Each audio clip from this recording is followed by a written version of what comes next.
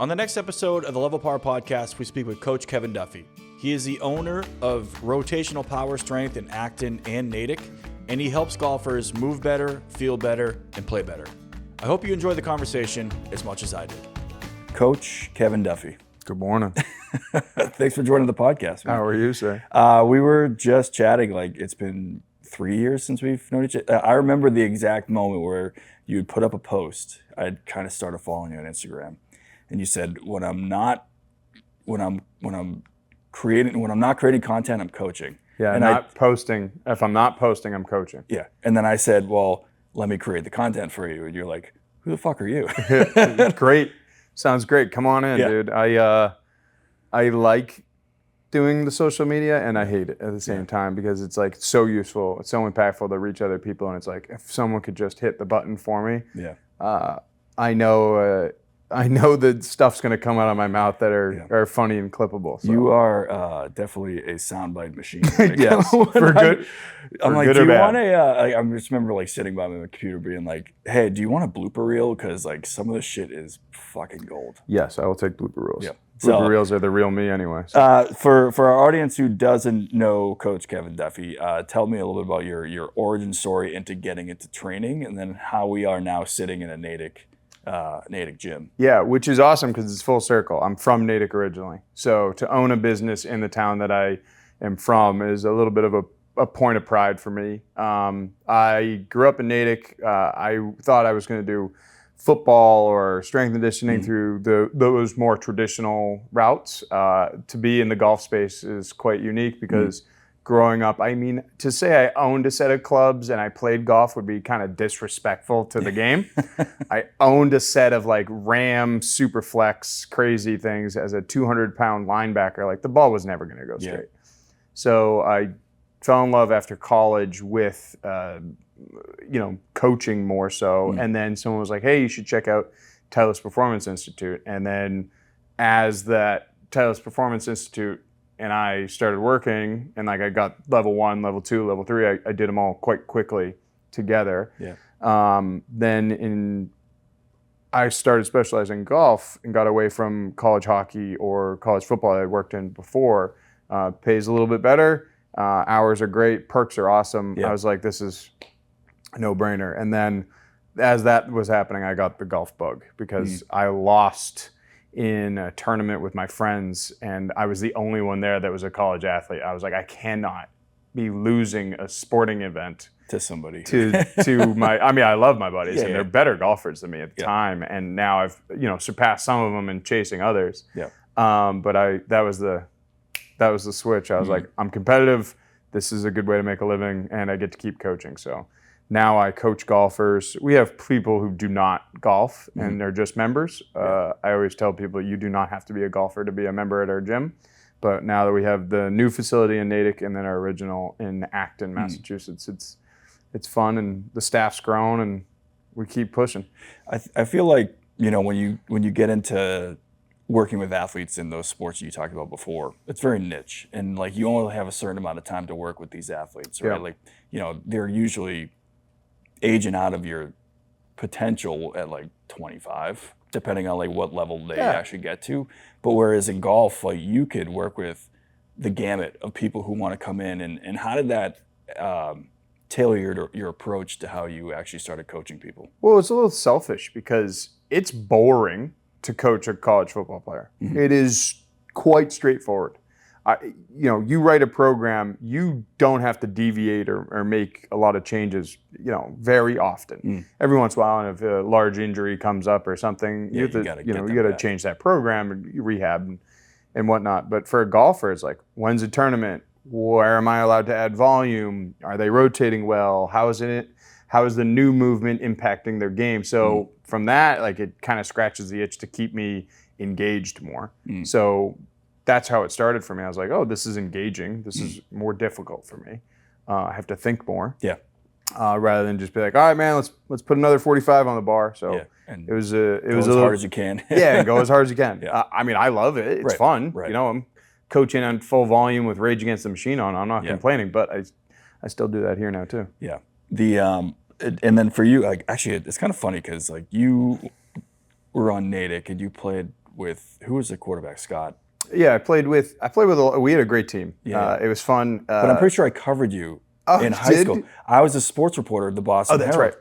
And I'm almost 100% positive I covered your high school team. Yeah, we went to state championship and lost. In Gillette. Yeah, and you lost to, who did you lose to? Reading. We have to go there, dude? Yeah, I'm sorry. But like, I was at the game. Oh, okay. I covered you guys. Yeah, it was a pretty low-scoring game, right? I tore all the ligaments in my left thumb in the first quarter. Which is like... It negatively affects my golf game. It's so crazy. I don't even know if we've ever really spoken about that, but like I legitimately, because I wrote a feature story about Scott and Tom Lamb. Tom Lamb was a coach. Tom Lamb was our coach? And I think it was his last year as a coach. It was? So yeah. It's so like crazy story how this like kind of like always just comes back to... Yeah, we went, a lot of kids, probably 7 kids from that team went on to play college. Yeah, you guys were stacked. Yeah. I went to Southern Connecticut, which is Division II. We had a bunch of guys go prep school and then D1, and then we had 2 or 3 guys also go Division I, and then another couple go Division III. Yeah. And then I transferred to Westfield State with one of my best friends who went straight to Westfield State. Nice. And so my I'm buddy... I'm also an owl, by the way. Oh, I forgot about that. Yeah. So my buddy Joey Kreinson is one of my best friends. Went to his wedding in Italy. It was awesome, and he just moved back home, and so now he's coaching at Holy Cross, which I'm excited about because I get one of my close buddies back home. Yeah. He's not in Ohio anymore, and I got a team to root for. Yeah, hell yeah. Yeah, absolutely. I haven't had a college team to root for. My brother. They're always like fairly competitive too. Yeah, my brother went to Virginia Tech, so I'm a little bit of a Virginia Tech fan as well, but. Yeah. I haven't really have anybody to root for on Saturdays. Yeah. So I think like what a nice transition would be from like, you know, this football is like rooted into who you are. Are you an anomaly in this world of like, you know, being a football guy with like a mentality like that in a game that is all about golf and precision and things like that? Or are you finding more people kind of getting into the From a coaching perspective, not so much, not as much. A lot of coaches come from some different athletic background before they get into golf. Yeah. I would say that our coaching methodology definitely has some more roots from like, hey, the basic fundamental programming of getting strong in positions. Yeah. I would say bleeds more into our programming than others. So like our foundation for how we write all of our programs is do the simple things savagely well for uncommon results. When we are writing our program and when we are designing anything, we really base it around why. So like, what is the goal of this exercise?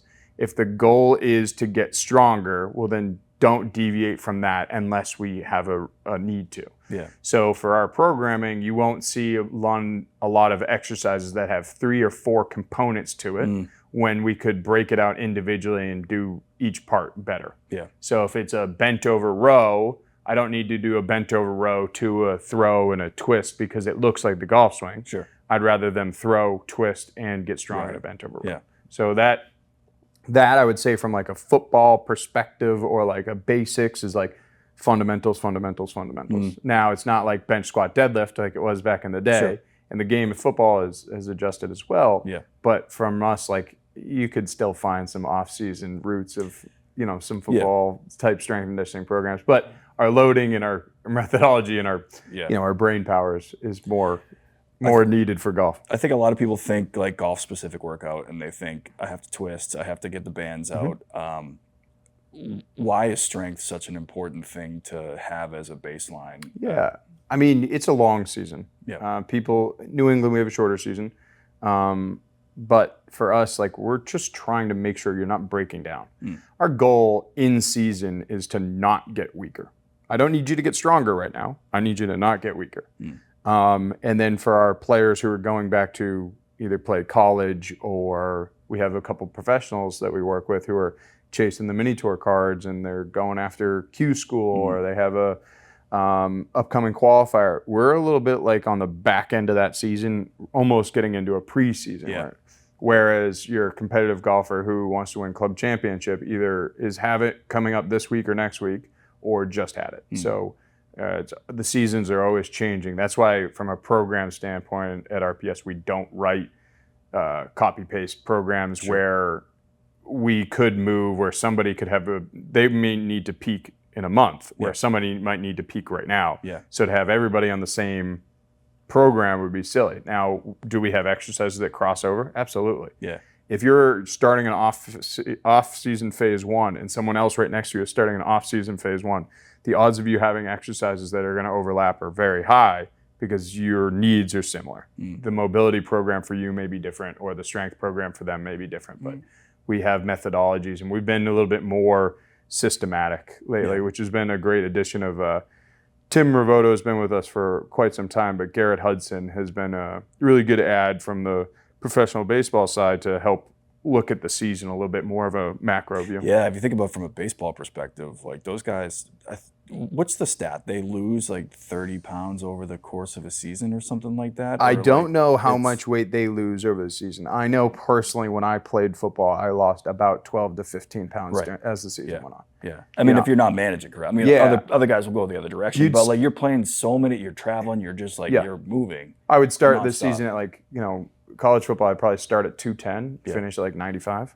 And that's why the off-season conditioning is so important to kind of roll into. We're just trying not to get weaker. I mean, I just had a phone call before we started with one of our professionals who's trying to he wants 2 to 3 more miles an hour club head speed before he goes to Q school. I said, brother, you need to eat some food. Yeah. And we put him on the scale the other day, and I did not like the number. Yeah. I was like, it's time to eat. You need to eat, you need creatine, you need to lift. We've got about 2 months to get some more lead in your ass. Yeah. And I'm guessing that's like the one thing, maybe the top thing that people come to you to say, I want more miles per hour on my swing. From a marketing perspective, it's fun. Yeah. For somebody who can't move or hurts and they tell me they want more speed, I'm going to nod my head. We're going to tell them we're getting more speed and you need to move better first. Sure. Right. Will they result getting more speed? Yes. Will I take the route they thought they was going to take to get them there? No.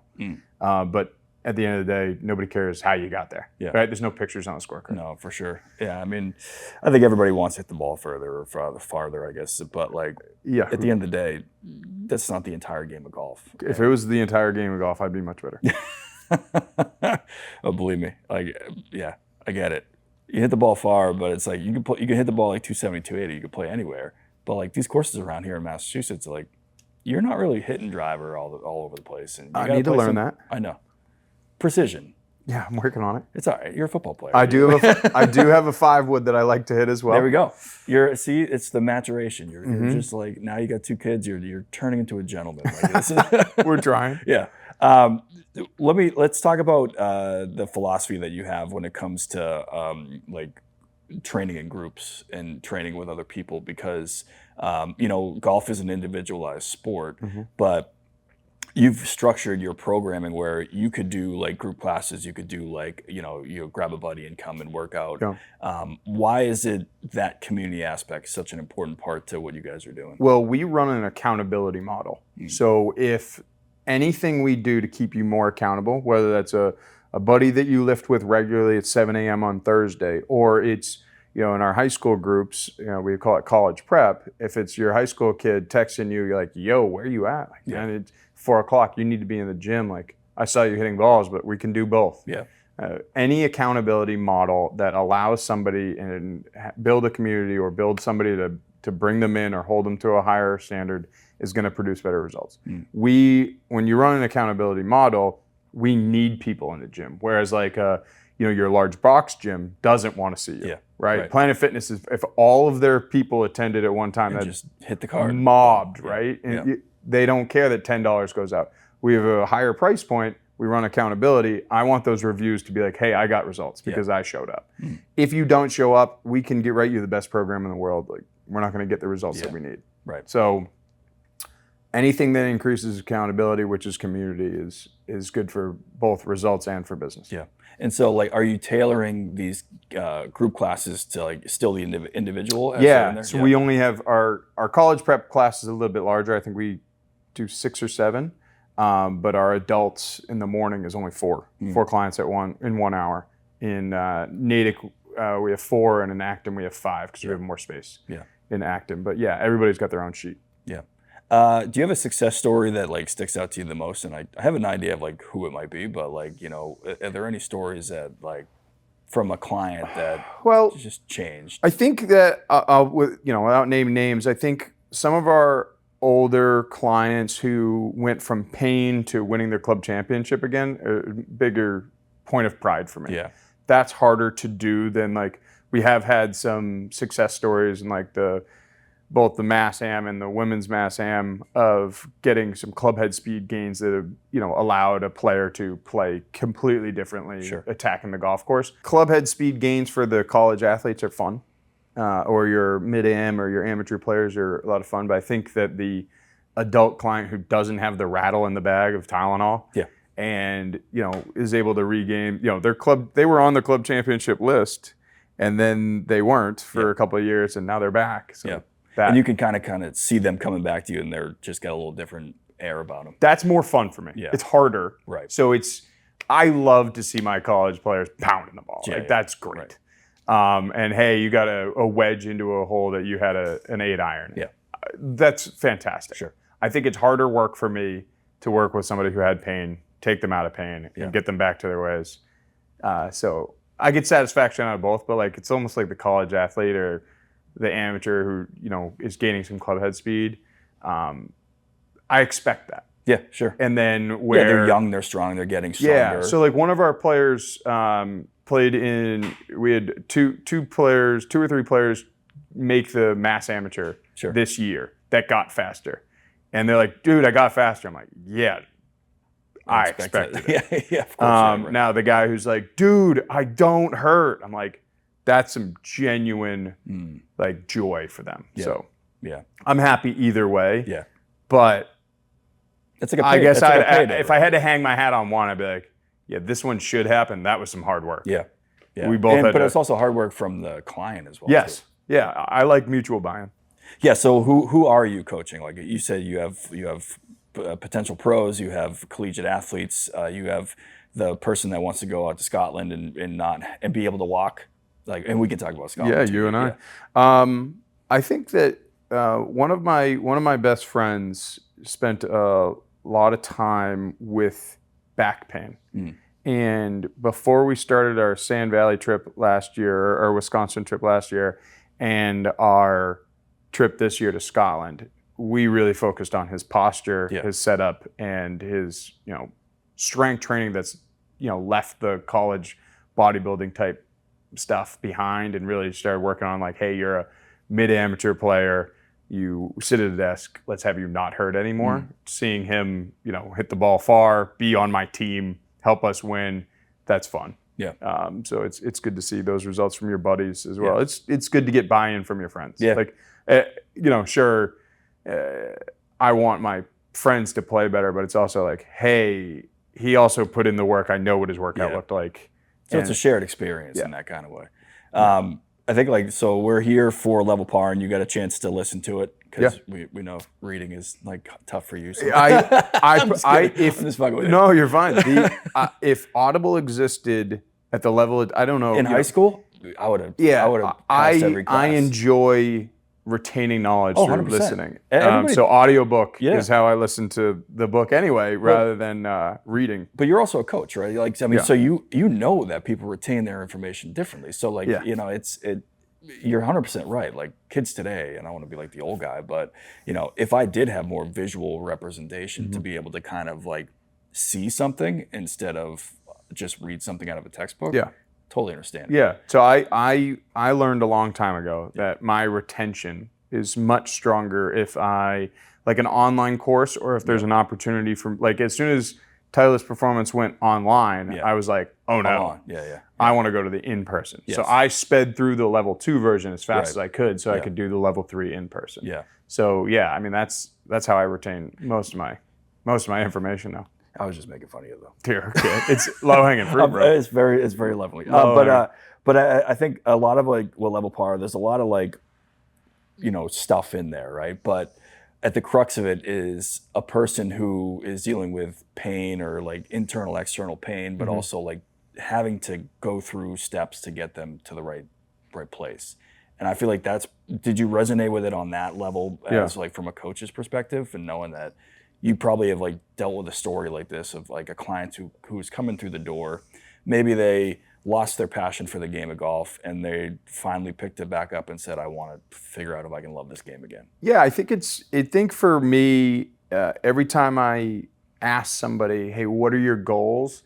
It's more than just like, obviously from a checklist standpoint, I need to know why somebody comes in the door. Right. But if they fall out of working out, or I need to shoot them a follow-up text, like I need to know what their North Star is. Yeah. And every once in a while, people will tell me, hey, I want to hit it further. And we start training together. I realize they want to not be so tired from going from the course, and then like he's like, I fell asleep watching my kid's soccer game. Right. Like, okay, because you had a morning round, well, Yes. he walked and carried. Right. That's more energy than he's expended in a long time. Yeah. So some people will tell me their goal is this, and I really got to find out like what is your real goal. Yeah. So that's fun. Yeah. One of the things I noticed from like reading the book is like I'm very bad at being empathetic. It's not a strength of mine. Yeah. So I was listening to that book and I was like, man, I probably should check in on my people a little bit more, because I can't say that I do an awesome job of like empathizing, whereas like I'm always solution driven. Yeah. It's like, hey, what's the solution to this problem? Right. And I'm always thinking solution. But that's also not a bad thing, right? Like you need both sides of the coin in any kind of relationship, or like in a friendship. And I think that's kind of what, when I wrote the book, like, yeah, the main character is the main character, but there's a community that's built around him. Yeah. And I kind of liken it to the community that you and Tim have built here to build around people. And is there something about the game of golf where that community can kind of like shine maybe more than in other sports? Yeah, I think we're doing a good job of being around people that like to respect the game and like to compete. And whether that compete is, hey, I want to play in the Mass Am, or whether it's, I just want to beat my friends. Like, I wouldn't resonate well with like I woke up at 2:00 with my newborn. I played terrible the other day. Yeah. At no point did I quit. Like I'm not quitting. Yeah. I mean, we got 4 more holes left. I'm like, all right, dude, let's do something. And so I competed with one of my buddies that was out there just to see who could win a hat at the end. Like, so I got to do something. I don't need to necessarily like, need a lot of money on the line to like get my juices going, but I need to know that the round matters. Some stipulations. And so I think it's more about like caring about like you putting your best foot forward or trying. Like, we're not exactly pushing party golf over here or anything like that. Right. You can have a good time. Like we have a scramble tournament every year in which like if you submit a score that you're all sober, it's a null score. Right? Which is like, listen, man, it's like there's party golf, and then there's like tournament golf, and then there's people who are like playing sober golf. Like there's just like there's a game of golf for everybody. Yeah, there's a version for everybody, and nice. I would say like it's just a version where we all are trying. I'd rather play in a match and lose if we both played really well. Yeah. Than like, oh, I stomped this guy and he played terrible. Right. Or you have a pillow fight all the way to God. Yeah. You're like, I just won that hole with a double. I shouldn't even be. Yeah, this is tough. Yeah, like I don't want the tee. You fucking take it. Yeah. Well, let's call that a push. Yeah. That was good. Yeah. No. I want to. There's nothing better than like having some juice on the line. And I think the other perspective I took in level par was like, while all that shit is going on in his head, there's still 4 shots that have to be hit at a very high level to close out a tournament. Mm-hmm. Did you kind of like put yourself in that perspective of like where you've been, like sometimes when you're playing in a tournament or whatever like that? I wanted to kind of get that out of it. Yeah, as well too. I played in, I would say the most juice on the line, I mean financially for sure, has been member guests or the buddies trips. Sure. And I've played my best golf during those times. Yeah. Now this year in a member guest, I had 2 shots that I am still working on. I got a little excited and just a pull. Yeah. And it's hard to get me to level down a little bit. Yeah. So, not like a hot hook, but like that 8 iron shouldn't go that far. Mm-hmm. Like, so I need to, that's not the strength of my game. Yeah. If it's like, like I'm not going to be mentally out of something, but I'll be a little too excited. Totally. Guilty. I played, the last round I played at Crosswinds, I was sitting 190 out, and knew I was going to catch a flyer. And I'm like, I'm going to take a 7-iron because I feel like, I should hit that about like 175. I flew it over the green because I just I caught it and I just had all the juice flowing on it because I'm like, I think I was close to breaking 40 on the back. And I'm like, I want to at least stick it and give myself a shot. Yeah. And you don't know when those moments are going to come. Mm-hmm. And you don't know when you're going to make the absolute perfect strike on it. And you also don't know when you're going to skull fuck it like so far right or left that you have to be in it. And the character in Level Par is trying to make sure that he's in it, knowing that he's never really been able to do that. And how many times we see on like the PGA Tour, it's like a guy will finish and he's like, I don't even know what to say. It's because he's legitimately still processing what just happened to him. Yeah, we had 5 minutes prior. the younger kid who just won, I think it was the 3M. Mm-hmm. He dumped his driver behind the ball on the 18th tee. Yeah. And it's like, duh. Yeah. He is freaking out. Yes. Yeah. He's like, there's people everywhere. Yeah. You start to notice it. Yeah. It's a game, but it also could be at a member guest. Like, you know what I mean? Like, that the flight's on the line. Yeah. And it's an alternate shot. And it's like, shit, if I don't put us on the green, like, we have no shot at this thing. Yeah. There was 2 swings I want back, and I'm still working on it. So at least you're working on it, though. Yes. That's all that matters. Yeah, I tell, if you don't practice or you're not trying, you're not doing anything about your game, it doesn't really give you any right to, complain, throw your club, stuff like that. But if you're grinding, and you show a little emotion, I get it. Yeah. How much of that mindset do you try and coach while you're in here too, to help people while they're going through those things, or are you kind of just mostly focused on the physical? Yeah, I mostly focus on fit. I mean, if there's a opportunity for me to give a young kid a learning about some toughness or some, you're tired, well, no one cares. Yes. If there's an opportunity, I'll take it. Yeah. We had we called it in college, we called it awareness training. Okay. Make you aware of how much you screwed up. Okay. And so we had kids that were not listening. I had repeated myself. My assistant coach had repeated himself. I said, all right, guys, let's go outside to the hill. Yeah. And we just did 3 or 4 hill sprints. Yeah. And that's a good way of bringing you back to reality. Right back. Hey guys, I'm really trying to help you. Yeah. If you're not gonna help me help you, we're gonna learn why we're gonna become aware of why it's important. Now, do I think using exercise so often to smoke somebody out to get the best out of them as a result? No. Mm-hmm. The research shows that that's not what you should do to get learning out of, especially children. Yeah. This is the old days. Well, I didn't learn much when I sprinted a hill sprint from so-and-so being late and not being held accountable individually. Right. I didn't learn more than hey, Mike screwed up and now I'm running hills. Right. So that's not what we're trying to do here. Yeah. But if there's a learning opportunity, especially if I find a kid who actually cares, I'm going to put in what they put in. And I mean, if I want this kid to train and work hard, and they don't want it, I'm not in the business. You're going to match the energy, dragging them along. You're as long as it's you want to play college golf, exactly. And you want to work hard, and you need to get ready for it. Yeah, great. And think about how competitive, even just the amateur circuit has got around here. It's insane. I'm gonna lose by 30 to these college golfers. And it's the college level now with all the NIL money and all these things. There's an incentive to be very good at golf. Correct. And no longer just do it because you get a chance to play with your buddies and you play free golf and you get a chance to do that after school every single day. That's not available anymore. Not that I'm aware of. Yeah, now it's hyper competitive. Hyper this, hyper that. Last thing I want to talk about is you also kind of go around on a circuit and talk. It's something that you've worked on quite a lot over the time that I've met you. But I've seen you speak at the PGA show and kind of go around to different places. What gets your juices flowing for that? But also what are you trying to build with that as you kind of build out that? Yeah, piece? Public speaking's been fun. It's also really hard. Yeah. So I'm not hard from the shyness standpoint. I'm not a shy guy, but it's hard to make sure that I'm delivering enough material that somebody finds useful to stay in their chair for. Yeah. So I just finished this presentation for Perform Better, which was the big one.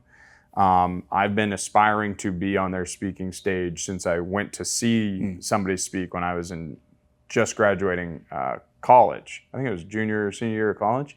And I went to a Perform Better, and that was my first one. And now I spoke in Chicago. And so I was teaching about how to find out someone's learning style and how to lean into that and how to make a connection with somebody using your interpersonal skills to pull the best out of them. Now, it wasn't the typical speech because everybody's talking more about either the business of strength and conditioning or the gym ownership side of the house, or all the techniques and the latest and greatest for relieving back pain. I went a little bit more on the personal route because that's what I'm super passionate about right now. I would like to give that speech again to a different audience and carve it to them. So I have also given those speeches to a PGA show, like you said, and then I did it down in South Carolina, which was a lot of travel for the month of June. But it's a great opportunity to do it, and it kind of scratches a little bit of a different competitive itch for me. So I like it. I want to keep doing it, and it's a good opportunity for me to travel and teach other people more than just staying in my village.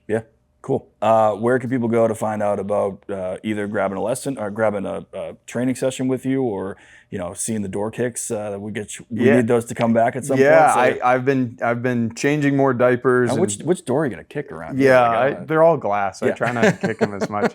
But I've been changing more diapers than posting content right now. So I'm glad we're doing this so I can get something on there. But Coach Kevin Duffy is the Instagram, and then Rotational Power Strength is the Instagram for the business, but our website for everything like business related and finding out how to get in with us is trainrps.com. Excellent. Cool, man. Appreciate the time. Thanks for having me. And also, we'll cue this up as a little bit of a tease. We're going to go through an eval.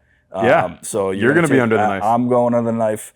But on the next episode, we will go through an eval of like what you're looking for from a golfer as they, and we're going to take it from the perspective of I'm a new client of yours. Let's see how you move. Let's see how I move. Let's see what recommendations you got to give me, and then also I can take those to the golf course. So I think we have what. I think we'll find out what you need more of. Yeah, sounds good. I know there's plenty more. So, all right, cool, brother. Sounds good. Appreciate it.